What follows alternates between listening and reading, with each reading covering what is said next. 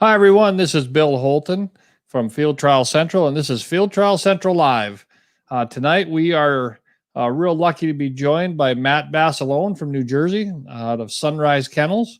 Matt's a professional shooting dog trainer out of New Jersey. Matt, thanks for joining us tonight. Thank you for having me, Bill. Greatly appreciate it. Yeah, this will be fun. Just a little bit of housekeeping. Like I've mentioned in the past, this is going live on Facebook, going live on YouTube. They'll be stored there for all time. So make sure everybody share this with your friends and family and anybody that might be interested in bird dogs. And I think they really get a kick out of this, and we can kind of keep growing this and give us more eyes on the sport. So, Matt, what are you doing this time of year? Oh, right now we're just getting ready to kick off the field trial season, Labor Day weekend. Busy getting dogs ready, roding, working off a horseback, getting those last little bit of gun dogs ready for the hunting season. Just ready to looking forward and antsy to go. Yeah, I bet. So, give us a little backstory, Matt. How'd you get started in bird dogs? I got started because I'm a second generation trainer through my father, Norman Basilone. He started back in 1978. Been horseback training on the shoot dog circuit till about a couple of years ago. He decided to kind of pass the reins off to me a little bit, where he didn't travel as much as what I do right now, where during his time he had a pretty good, strong weekend circuit through the New Jersey, Maryland, Delaware, Virginia, and he enjoyed doing that a lot. Yeah, super. And then you got through and started growing up and ended up wanting to do this full time. At what point did you know that you wanted to do that? Kind of my senior year of high school, I kind of blew out my knee playing football and had the surgery done, and was supposed to get a second surgery done. And when I graduated, and I ended up canceling it because it was time to start working dogs and get ready during the summertime, and I've just been doing it since 2000. Just as, like I said today, I was just thinking about everything, and 20 years have flown by doing all this, and allowed me to travel all across this country and seeing a lot of good people and a lot of great places. Yeah, that's awesome. So you run, we've talked before. You run shooting dogs, and you obviously run in the open shooting dog circuit. And then tell us about some of your local trials you go to. You kind of have a good local area of weekend trials and stuff you got too. Yeah, we did when I was growing up. Right now, we're down to probably about a handful through the season of weekend trials, where our stakes have kind of predominantly taken over, and some people want to go that direction. But to me, I'd like to see a lot more weekend trials come back, get everybody back going that direction, and getting everybody participating. Myself, I got customers that enjoy running their dogs, because without the customers, I know I definitely want to be going to the trials, and a lot of other trainers want to be going to trials. Right. Yeah, that's not a Northeast problem, right? That's a problem countrywide. Yeah. We'd like to see more. I think more weekend trials, more half-hour stakes, Yep. more opportunities for people to come and and run their dog a time or two on the weekend, or maybe watch a pro run their dog and then run their own dog in the amateur stakes. Oh yeah, yeah, and even when me traveling to different places, different venues, I have some customers follow me to come down and run in places where another weekend trial. Let's say I'm in South Carolina, they come down there and support that trial down there at Camden, which are real good grounds. I like running there. It's good, good place to develop a dog. I really enjoy running there. Oh, that's great. So, this time of year, you're working right there on the farm part of the time, and then part of the time you're off. In some bigger country at the English Setter Club or some other places? Yep. We have starting them out there at the house, there at the farm. Then I load up and drive about 45 minutes up to the English Setter Club, which is one of the longest standing venues that's been around for over 120 years. And it's good grounds to develop the dog, get them on edges, got good mode strips to develop a pattern for dogs, but it's a real nice place. Yeah, that's all. Yeah, I think a lot of people don't realize the history of field trialing in New Jersey. Oh yeah, Or in New England in general, and we think about You get up further north and we talk a lot about the grouse trials up there but through Connecticut and Jersey and obviously Pennsylvania. And, there's really a great history of field trials out there. Oh yeah. Yeah. Especially up there at Harry Townsend Place where they used to hold the New England Championship, which they had some all-age trials there also. Then listen to Dave Grubb before he passed, some of the stories of him talking about coming in on a rail car to the English Setter Club and running dogs there. And that's how a lot of the trainers got through coming out that way. It was on a rail car. And it's been a great place for a lot of field trials, and especially on an all-age side because it was one of the last stops for points.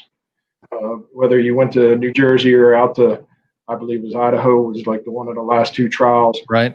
To try to get those dog of the year points. And growing up, I saw a lot of good dogs come through there and trying to get to capture those points. Yeah, I bet. Yeah, I guess I hadn't thought about that. I talk a lot. I've talked to a lot of trainers, and including David Grubb, about traveling around and where and how they traveled back in the day.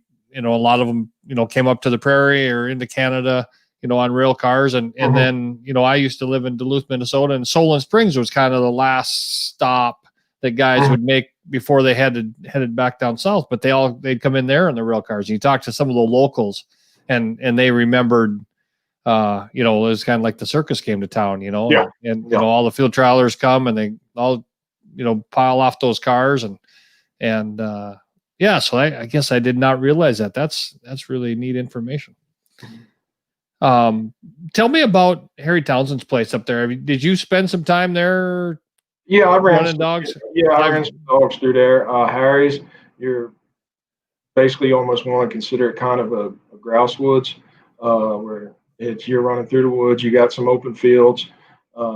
Once you come through the woods out to another section, you got a couple open fields, but predominantly 90% you're running through the hardwoods through there. And I'd never seen it, but saw that was able to run in there. At that time, they had 3 1-hour courses through there, and you come up to a tree and you have a blue sign and red sign and yellow arrow, and you were going. That's the way you ran during that particular hour. Yeah. I remember reading about that place, and it always seemed like a really interesting place to run dogs. I mean, I knew they had always seemed like a good number of birds between liberated birds and wild birds that were out there too. So yeah, it seemed like a neat place. Yeah. So tell me a little bit about your schedule. You start Labor Day. Start Labor Day weekend. Then from there you head up to Connecticut for another weekend trial. Then September 19th you're hitting the Pheasant Championship. Then from there it's kind of up in the air depending what Connecticut's going to be doing with all this COVID stuff, because then you go up there for the Northeastern, the New England Futurity, then the New England Championship. Then you come back down to New Jersey for the Garden State over at Greenwood Forest. And then from there, you're heading south or kind of heading west, depending on which direction you want to go. Sure. And then in the wintertime, you said you do head south. You go to I go to South Carolina. I go to Hoffman, North Carolina for about the month of January. Then you go down to Nationals and Union Springs for the month of February, and you hit some trials there. Whether you got some local trials or you head out to Invitational, if you're lucky enough to have one for the Invitational, then you come back up to Virginia in March, and you kind of make your way back up to New Jersey for the northern trials there. And from there you head out to Michigan or Illinois for those 2 trials, and that's where a lot of the hour stakes finish up. But then I'm not done until about the first weekend in June, where you got weekend trials all month of May in Connecticut and New Jersey. So keep it. Okay, you do keep going on weekend trials through Yep. Oh, that's great that you do that, right? And it's great that it's great that for your customers, and that the customers are supportive of that. I mean, if I didn't have my customers following along with me or partaking, support me, I know I would not be able to get anywhere like a lot of the trainers in the country. It just all depends on what they want and how they feel they want to go with their direction with their dogs. Yeah, I can believe that. So you've got, I tell you one thing that you could kind of see over the last few years, you've done a great job sharing photos and and videos of, the work that you're doing. And is that something the customers like to see? Oh yeah, anybody would like to see, whether I got a customer sitting in Minnesota or North Carolina or Ohio or Tennessee, they want to see what's going on. And technology now allows them to be there with you while you're doing everything when they can't be there. So Yep. they want to see what their dogs are doing and progressing and just be a part of it. Like I said, without them, I know I can't do anything. Yeah. Yeah. No, that's great. I know you've got a lot of customers, and it'd be tough to touch on all of them, I'm sure. But you guys have had some customers been with you for a really long time, I'm guessing. Oh yeah, yeah. I've had customers for a long time. Mr. Richard Gillis from Medford, Minnesota. He's been with us since I was a teenager, 20 plus years. The Brigmans, uh, Troy Terlizzi. He's been with me for almost 10 years with various different dogs. Uh, the Lord Eyes. Uh, Countless others. I got some new people that come in and they're excited to do everything. And like I said, they're with me working dogs pretty much every day. They can come to the kennel or come work dogs with me off a horse at the English Setter Club, or if I'm at Greenwood and State Lands to get ready to head south. They're just partaking in everything. Yeah, that's great. Well, it's super that you've got the time and the facility, and that people are close enough to you in a lot of cases that they can come and spend some time with you while you're working dogs, Mm-hmm. whether they're at the farm or up at the English Setter Club. It's I mean, we talk about a business model. I mean, that's a great business model, right? That's a super opportunity for people to come and spend some time and get some fun out of the whole deal, right? Mm-hmm, mm-hmm. No, as long as they're having fun, they're enjoying everything, whatever they want to do, whether they want to follow me down to South Carolina to run in the trial or see me run their dogs anywhere. I'm always got customers with me, and it's always a joy to have them with me. Yeah, super. So you are, it appears, when we look at stuff and we watch you, running trials on the shooting dog side, that, that's been pretty easy to follow. I don't follow every weekend trial as close, Mm-hmm. but a lot of pointers, a lot of setters, Yep. red setter now and then. And you said you have some continental dogs too? Yep. I have some continental dogs, a red setter. I was very lucky to be able to part of that dog's training and developing it. But she kind of stays with the owner, and she runs in some trials. And he was very lucky to place her in the Region 2 All-A Shoot Dog Championship, a couple years ago.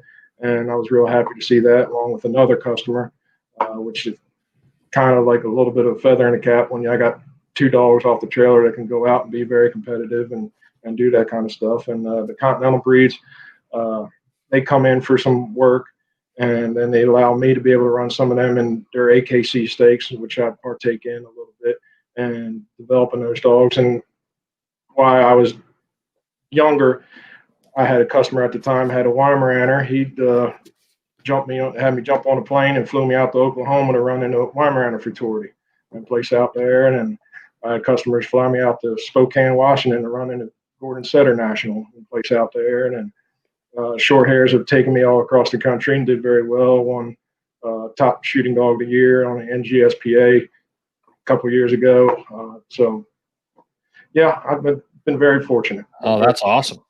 So what's the name of that red setter that won the Region 2? Lillian Creek, Okay. owned by David Cregan out of Swarthmore, PA. Yep. Very good gentleman. Very good gentleman. I remember that dog. I remember the name. Yeah, that's super. Yeah, it's such a great sport. You get a chance to meet a lot of great people and travel all over the country and see just really neat country everywhere we get to run. And it doesn't matter if what part of the country. Every grounds you go to, it's fun to be in those places. And I'm one of those trainers that happen to jump in the truck and I'll drive across country. I'll be there in New Jersey, and like this year I stopped in Tennessee, outside of Nashville at Percy Priest, and placed the trial there. Then went from there to Conway, Arkansas for the Razorback Classic and the Arkansas Shooting Dog Championship. I ran there. No, I like traveling all across the country to different places, gearing my dogs for different venues that I happen to hit. And I've been kind of fortunate this past season. Yeah, well, that's super. When you're training at the English Setter Club or training home, is that is it exclusively quail? Are we, working Quite, any other stuff? yeah, we got the used quail, chuckers, and pheasant, whether at the Okay. house or at the English Setter Club. With Dad learning off of Gerald Tracy when they had a mutual customer at the time, and Dad used to go out to Gerald's and kind of see what he did, and Dad kind of, excuse me, developed certain things.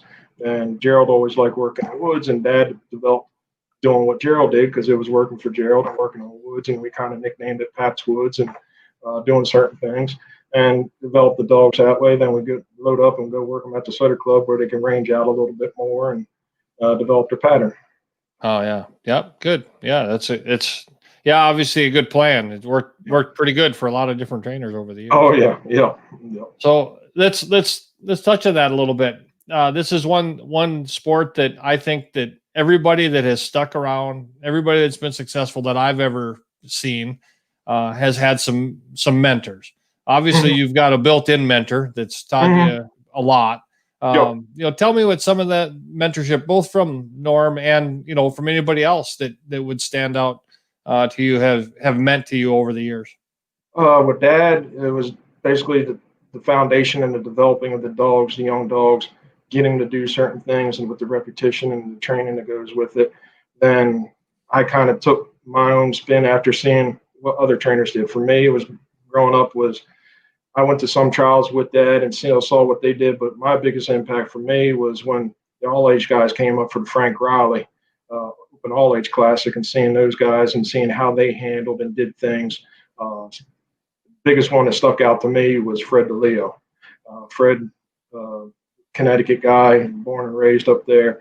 Uh, he just the way he did things, the way those dogs responded to him and doing things, and I helped him as scout to learn how he did things, and I kind of took that a little bit, seeing some stuff like with Lefty Henry, running dogs and doing that kind of stuff. So different trainers, different ways, and then and the last one that kind of stuck out of my mind towards the end was Robin Gates when he came up with Silverwood that one year because we had a female that was out of Silverwood and seeing him run Silverwood and way Silverwood applied himself, did things, his mannerisms on the stakeout chain was even some similar to the female that we had, and that kind of helped with working with her and developing her.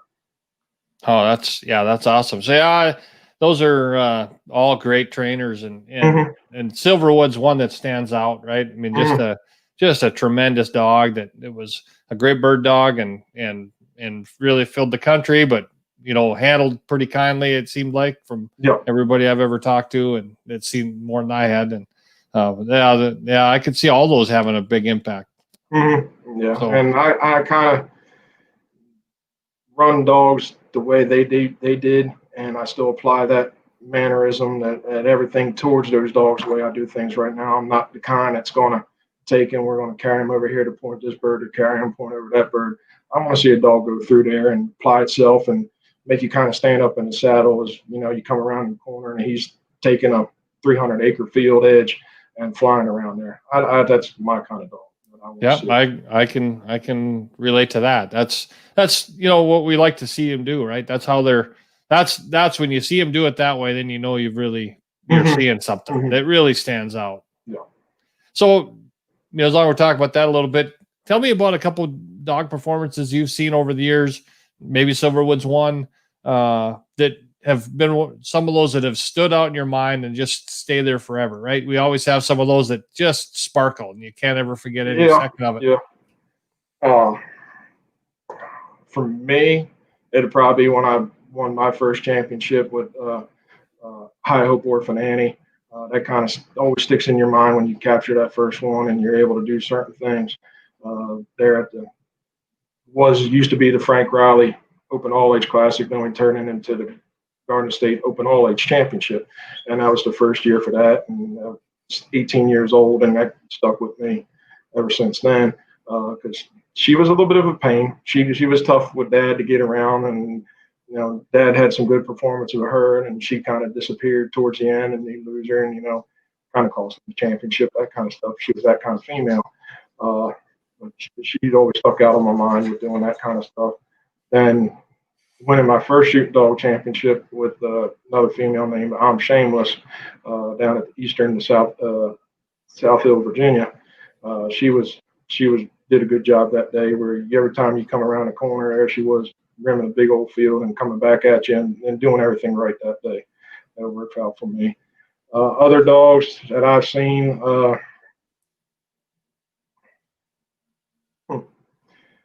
Let's see. Like I said, Silverwood.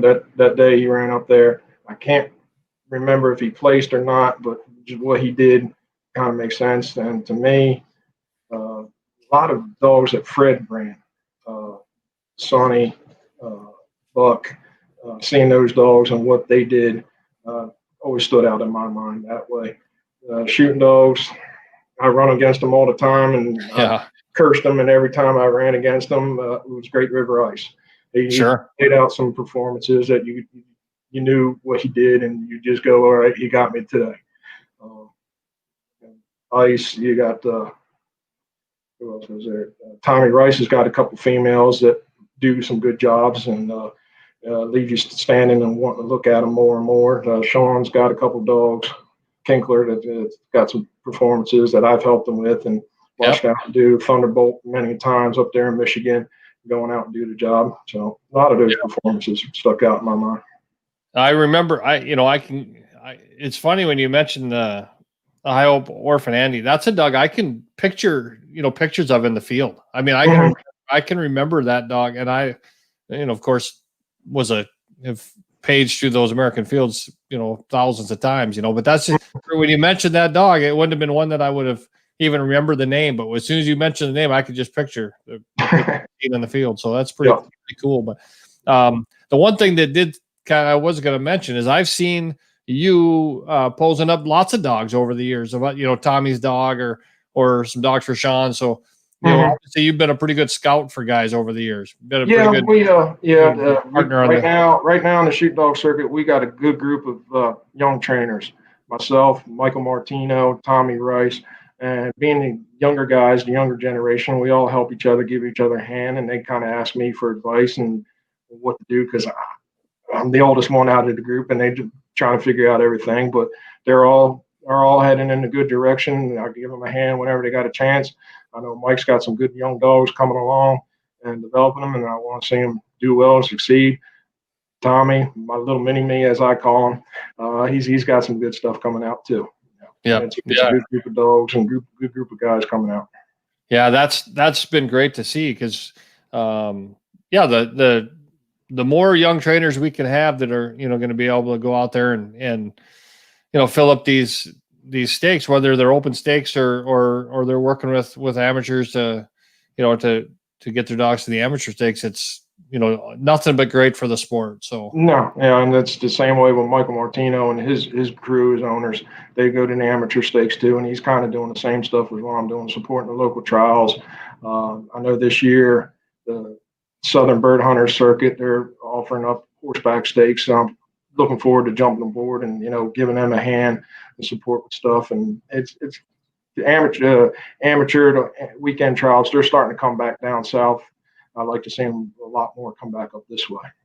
Yeah. Well, I think the more we make that, known that it's important and be honest with you, the more that we can have pros that will help support it, I think a better chance they have of making it, right?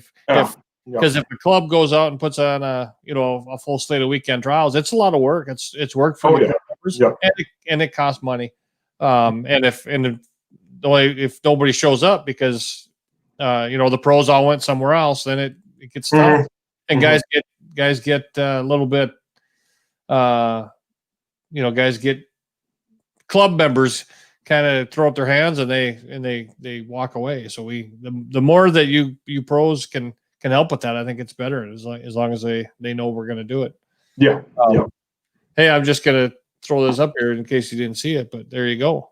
There you go. Yep. Hello, Lefty and Colleen. Now we got quite a few people watching tonight and some nice comments. So, that's great. Hey, I know that you are super busy in that part of the country. Have you ever been, out west, even bird hunting, or been out, to the prairie, or been to Kansas, or chasing wild birds out here?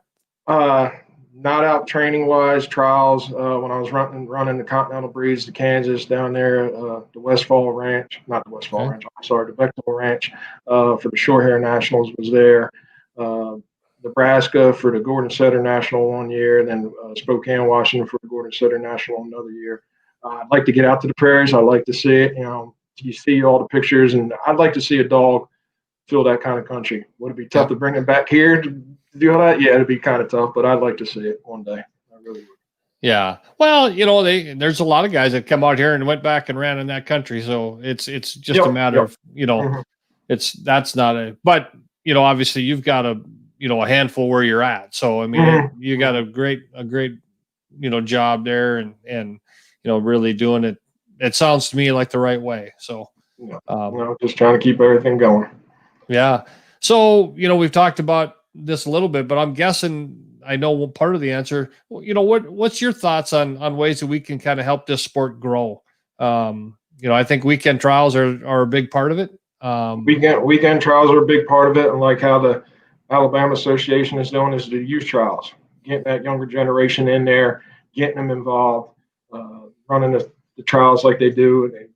Everybody thinks we're competitive on the open side. Those little kids are more competitive than anything, and it's funny. It's a hoot to sit there and watch them and do everything that way. So, but getting those kids involved and getting that younger generation in there, that's the step to keep this all going and keep everything going. Yeah. So in your area, a lot of the new people that you see come into the sport or bring you dogs, are these people that are bird hunters, have been bird hunters for a long time, new hunters? What do you see there? I see a mixture of everything of new hunters and old hunters. A lot of my customers started out bird hunting and wanted something to go in after hunting season ended. All right, let's go run a field trial. Let me see what that's all about. And it's just another version to them of bird hunting and get them partaking in it and going that way. And it kind of helped out when younger they had walking stakes with the horseback stuff. So those guys could be able to participate. And they had a pretty good walking circuit here in New Jersey, Pennsylvania, Delaware, and Connecticut. Connecticut's still going strong, but especially down here, I'd like to see that kind of stuff get back going again, get everybody fully involved. Yeah. So, you mentioned something when we were talking earlier. You've got a lot of people that come in and spend time with you while you're working their dogs. So is there a lot of teaching going on there too? You're helping, people, learning how to handle dogs, learning how to hunt over, a good broke pointing dog. I mean, there's got to be a lot of education, I bet, that goes on. Oh yeah. There's a lot of picking my brain on what should I do with this, or how should I handle that? What direction do I need to go with this, or which direction I need to go with that? Yeah, there's always a lot of questioning being involved, and you don't know unless you ask that question to know which direction to go to be able to do everything, and always willing to help out. You got to help them out to keep them involved and keep everything going. Yeah, I can believe that. So right now, do you have a lot of derbies? You have a lot of puppies? We got broke dogs. You got kind of an even mixture. What do you think? I got an even mixture going right now. Derbies, I got probably about 6 to 8 that I'm looking at going into this season that seem to be showing a lot of good promise. They're just ready to get going at some trials to see how they progress and see what they want to do. Because I know come Labor Day, there's always a big derby stake. Because the year I was lucky enough to win the Derby of the year through Purina, the first 2 Derby stakes we had 24, then 28 derbies in both of those stakes, and that was a kind of good thing going on right now. And you're seeing a little mixture of numbers and close to that, but it's been a while since it's been that high. You won't see those kind of numbers once you get towards the futurities. That's the way it's kind of working. But as far as older dogs, I got a good crop of older dogs, younger dogs that are stepping up to fill the void, to join the older dogs. So I got a good mixture of dogs going. Puppies, we got probably about 12 to 15 that we're looking through to keep everything going for next year's crop of derbies. Because when everybody gets done in April, I'm still picking through everything and figuring everything out to get them going and get them started. So once I'm done in June, we're out there working and low breaking and getting them going for the next season. Yeah. Okay. Well, let's talk about some of those shooting dogs that are you're taking down the road. Give us a little rundown on who's going to be who we should be watching for this season. I got and if you're an owner and we miss you, it's not because we didn't like you. I'm putting them on the spot. Yeah, put me on the spot here. I got a good crop coming back this year. I got the Urban's Fantasy. I got Way Better Billy. I got the shoot. I got the. I'm drawing a blank here. This is bad. You put me on the spot. I appreciate it. I figured I would. I got the No Smoke Skeet Rock. He's coming back again. I got the Derby of the Year. Sadie. She's coming back. Good. A couple setters out of Shamrock that are looking good this year. I got Ravenwood Gemstone, Ravenwood Charlie, Ravenwood Throwing Smoke. They're all everybody's sitting there ready to knock at the door, and I'm hoping for another successful season this year. So those setters that you've had some success with recently, has that been Shamrock bred dogs, or we have a mixture there? The Shamrock dogs are Derbies coming into their first year. They're owned by Gary Traveris out of Massachusetts. They're coming in there, but the one that's been kind of doing the things, the Skeet Rock dog and the Ravenwood Charlie, they're by Grousewood Skeeter. Okay. Let's go back to Merritt's Pearl, Merritt's Blaze on that side, and they're coming along real nice. Yeah, some good blood. So when we talk about blood and breeding, do you guys do much breeding yourselves, or? Oh yeah, everything we have at the house has pretty much been bred in house. Started as pups, raised up, broke the nuts right there at the kennel. Okay. Pointers and setters, pointers and short hairs. Yeah. Anything else? Pointers and setters. Basically, no short hairs. I've never raised a short hair litter, but just pointers and setters. Okay. No, that's good. And when you're looking at pointer blood, what are you looking for there? What dogs have you been looking to? A lot of the stuff that I got right now is out of Aaron's Kennels. They've been predominantly strong in my group right now. They're my older batch of dogs that has been working out for me that way. Started crossing out to some other stuff, getting some of the white blood in there. Seeing what else I can sit there and work with and develop out this way. It's nice when you've raised them, right? Not just because you've seen them from babies and you've built a rapport young, and I'm sure you have a puppy kind of a program or a puppy system that helps you there. But the blood that you've been you kind of helps you down the road when you're finishing them too, right? I mean, it gives you some things you've seen before, right? Yeah, things I've seen and I know. And for Dad, when he was doing it, it was our bud, which produced High Hope bud, and that strain of line, which produced Brown's Tom Tom, which helped kind of produce some of the dog I won Derby of the Year with. It helped produce her. The dog that got second that year, which he passed away. But the old blood that we had, and we still got some of that around, and that's starting to come out this year. I got a real nice first year dog, High Hope Chipper. That's a throwback to that old stuff, and he's coming along real nice. Okay. Where did that originally come from? Was it up in the Northeast, was it guardrail type blood or anything else? Do you remember? On the one side, it was partly guardrailed, and it was some old hunting stuff from down in Maryland from a customer that he's still around, Norman Dixon. Okay. It came from him. A lot of evolution, that kind of bloodline. Okay. And one thing that I kind of thought of when you were talking about the all age trainers that you watched that came up, you got to spend some time with, and obviously you get into some, all age country, or you're running at Hoffman, which runs obviously run all age dogs and shooting dogs. And have you ever had any thoughts of running the all age circuit, or are you kind of a shooting dog guy for? No, I've thought about it before. I mean, I've entered a couple dogs at all age trials at Hoffman. Ones like I wasn't ready to go back home in March. I entered some dogs there and ran, but it's always in the back of mind, something new, another playing level to get you going. I mean, heck, Luke did it when he left the shoot dogs, and you kind of take notice to see what's going on. But yeah, it's in the back of their mind. You always think about next possibilities, next adventure, next goal you want to try to grasp. But Yeah. no, but right now I'm really happy in the shoot dog circuit. Like I said, this young group of guys that we got, we're all trying to take it in the right direction and do the right things.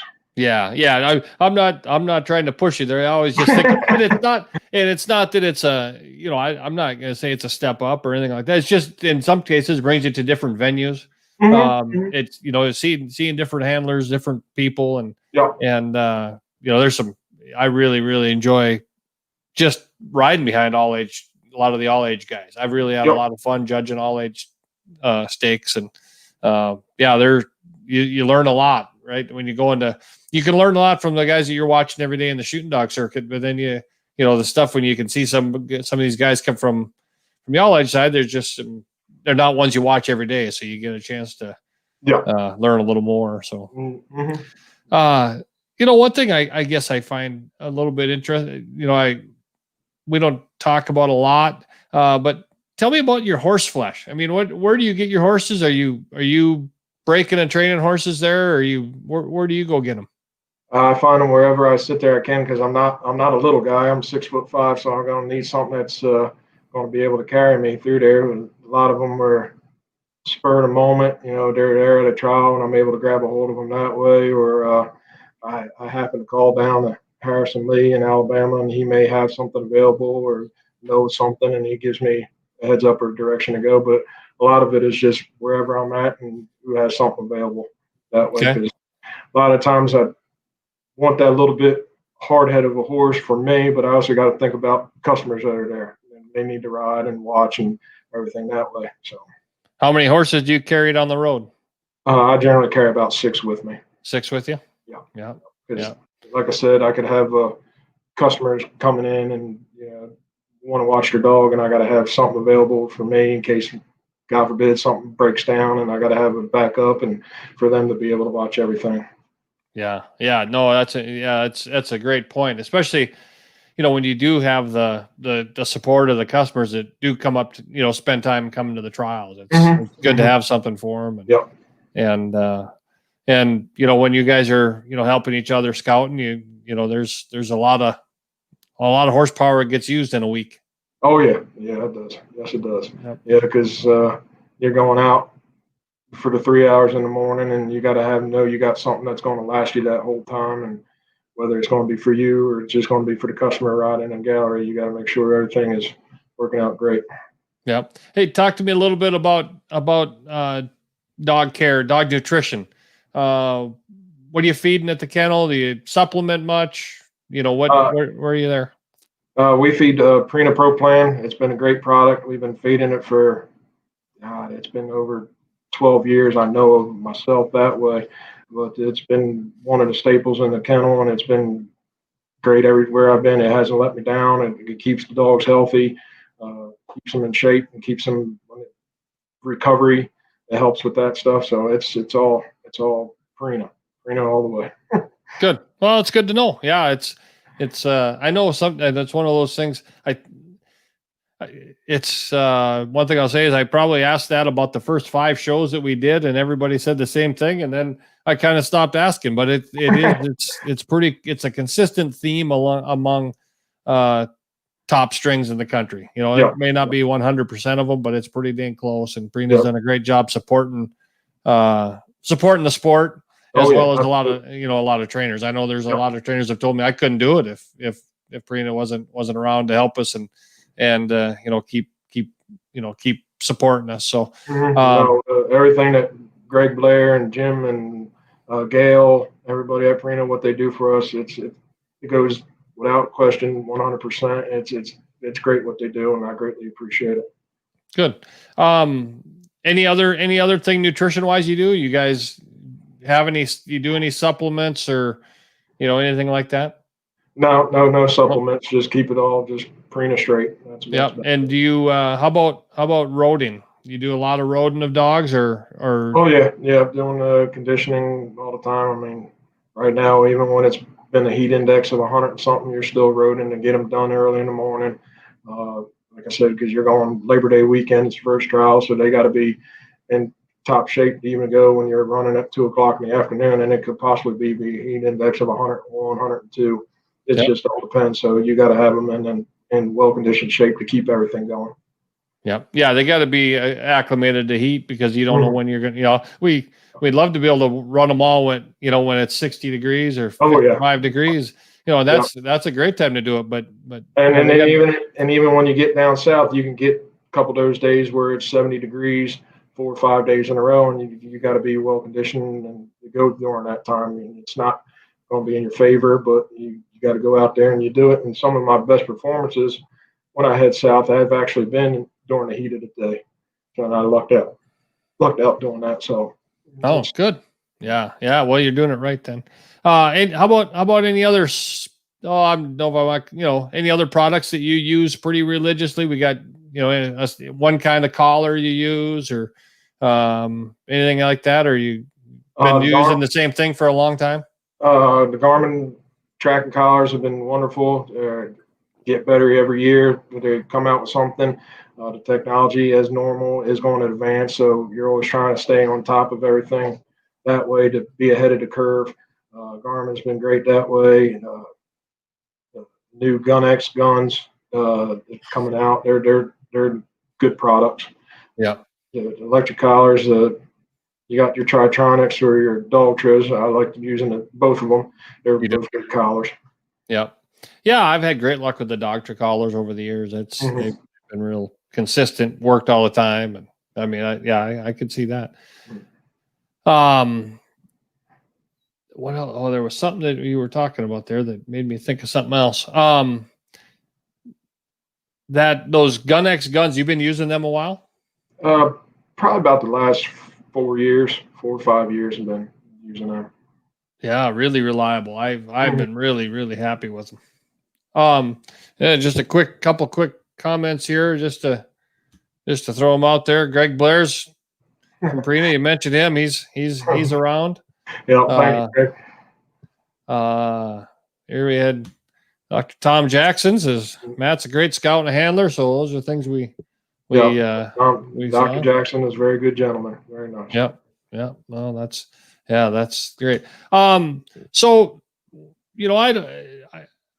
one thing I was curious about, I'm always curious, and I never get to spend enough time talking about this kind of stuff, but on the training side, you do a lot of, your wool breaking, I'm guessing, and, older puppies, and, is there any one method that you kind of lean towards when you're breaking derbies or breaking, gun dogs for that matter?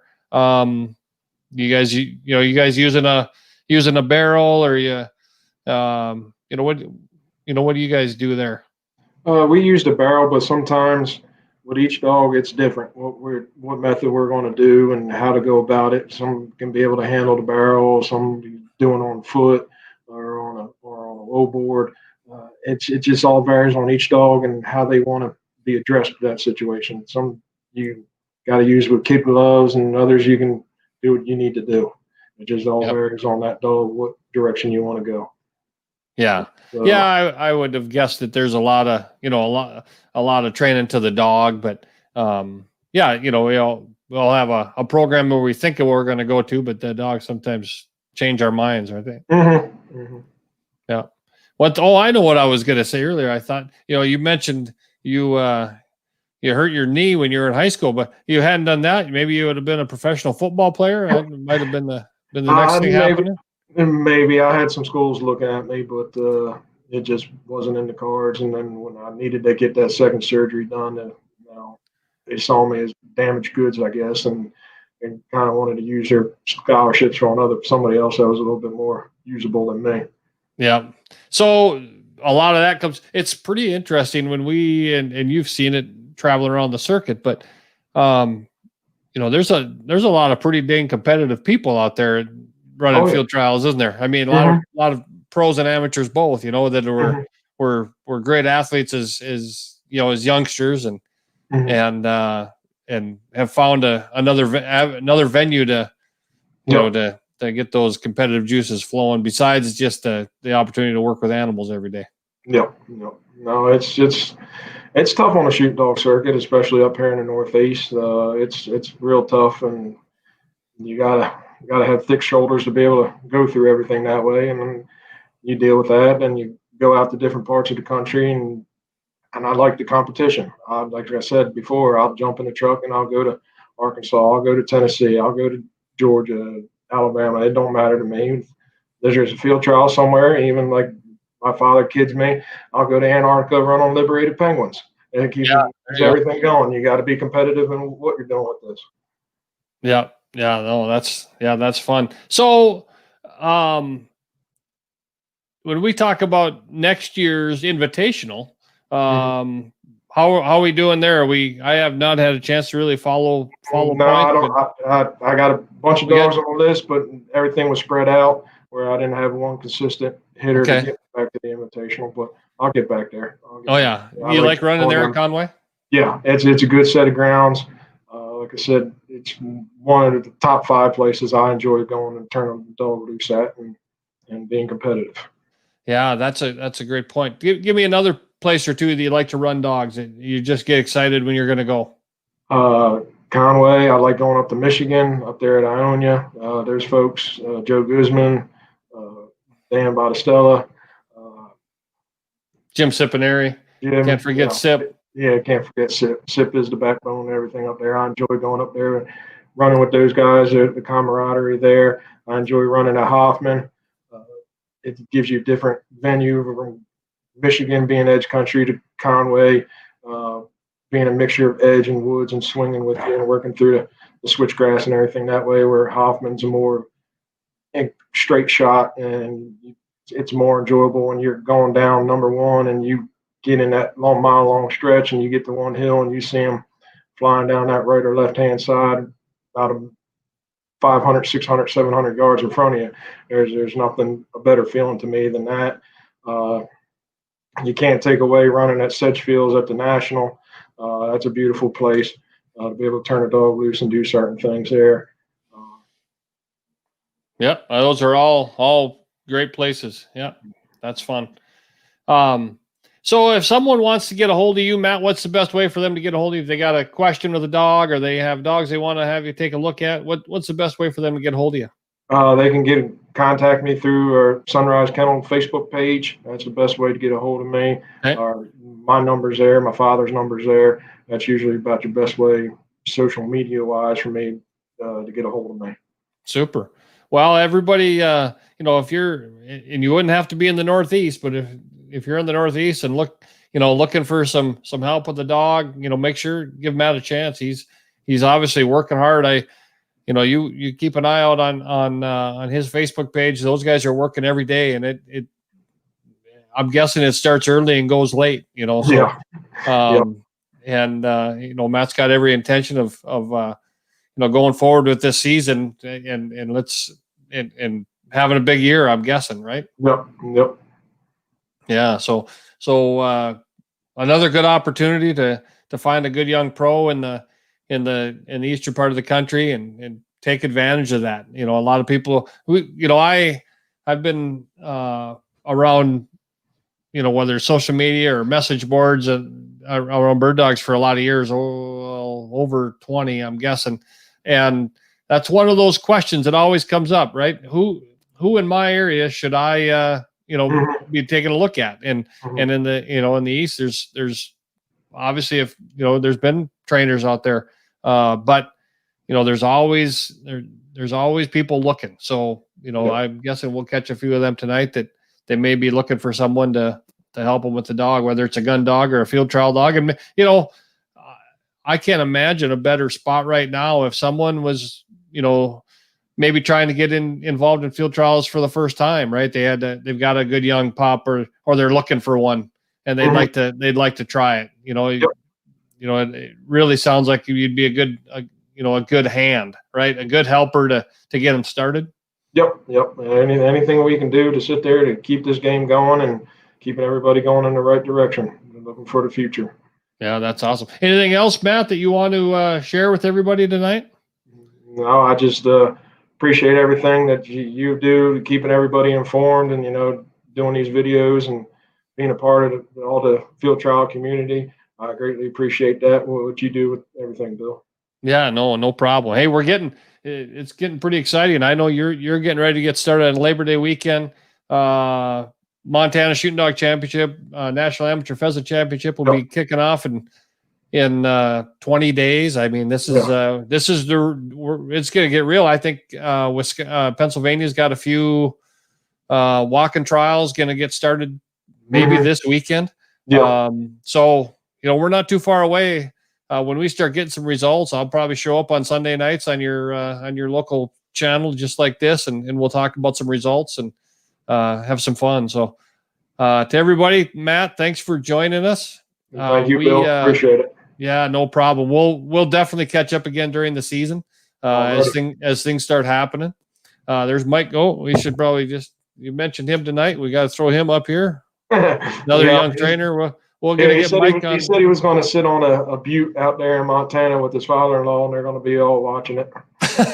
Oh, good. Well, Mike, you get ready because you're going to be on here one of these times this season. So we're always looking for people to come on and share with us. So, well, that's it. Everybody take the time to share this and let's keep spreading the word and we'll go from there. Till next time, have a great night. Thanks.